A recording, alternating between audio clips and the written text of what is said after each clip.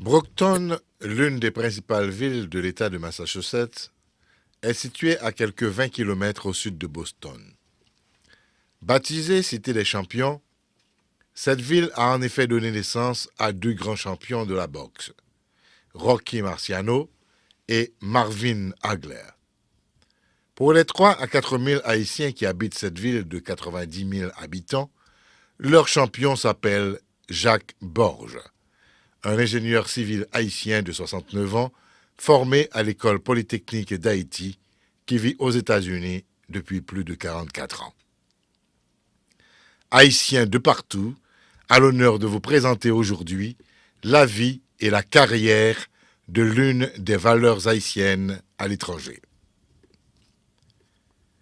7h45 du matin, du lundi au vendredi, l'ingénieur Jacques Borges laisse sa résidence pour se rendre à ses bureaux, logés au 3e étage de l'hôtel de ville de Brockton, où il dirige depuis le 1er avril 1999 le département des travaux publics.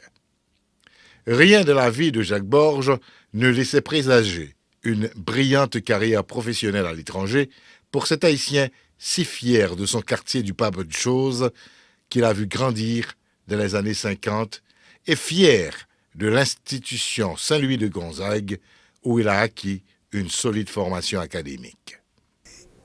Une éducation que moi je vois en Saint-Louis de Gonzague, tout, qui va mon vocabulaire anglais hors pair. Okay. C'est-à-dire qu'il faut me dire que l'époque de la 6e à la seconde, pendant toute année, où étudier près de 200 mots d'anglais et d'espagnol par jour. Gradué en génie civil à l'École polytechnique d'Haïti le 22 juillet 1959, le jeune Jacques Borges n'a pu servir son pays que pendant une courte période de temps à Damiens, au service météorologique national. En effet, les circonstances politico-familiales l'ont porté à laisser Haïti le 23 décembre 1960. Bâti, barré manteau, sans manteau. Donc, je ne pas considérer tête moi comme un homme qui était exilé. Mais, mon cher, it was close. C'est-à-dire que là, tu es Sony, par exemple, par la suite. Quelle année? En 8 juin 67. Le fusillé Sony avec 17 officiers. Si je suis en Haïti en 67, il a fusillé, il a tué. Après 26 ans aux États-Unis, Jacques Borges est retourné en Haïti durant les vacances d'été 86, mais refuse aujourd'hui encore le vocable d'exilé politique, se contentant de nous expliquer. Maman me dit moi que je vais me graduer pour entrer aux États-Unis. A souligner que l'ingénieur Jacques Borges est le frère aîné de Sonny Borges, l'un des 19 officiers fusillés publiquement par François Duvalier en 1967. Côté moi, non, j'avais un problème, c'est que c'est au soir, ça, il y a un paysan même qui connaît ça, monsieur. It was close, que des Américains. Ça m'a arrivé de près, parce que sur la machine sonnée, je vais je descends Ruelle Chrétien, je dépose un ami dans Ruelle Chrétien, le m'a viré dans Ruelle Chrétien pour monter Pétionville, on les KW suivre machine. Les suivre machine, tout ça me fait, je me dis, je ne vais pas monter route Pétionville là, pour les gars suivre moi. Mon cher me décide carrément, il faut comme sous bois maintenant, allez. Mon cher, figure-toi, Yves, les gars semblent pas comme ça dans les réfléchis. Mais le fait que tu as une station de gasoline dans le coin où il y a la zone, il a lu, monté là-dedans carrément. Après, je me freine. Les gars disent, ah, soit la machine, etc. Soit la machine. Mon cher, on voit comme ça dit. Son nègre qui travaille avec les amis. Je me suis dit, ah, mon cher, c'est pas militaire, ça c'est ingénieur.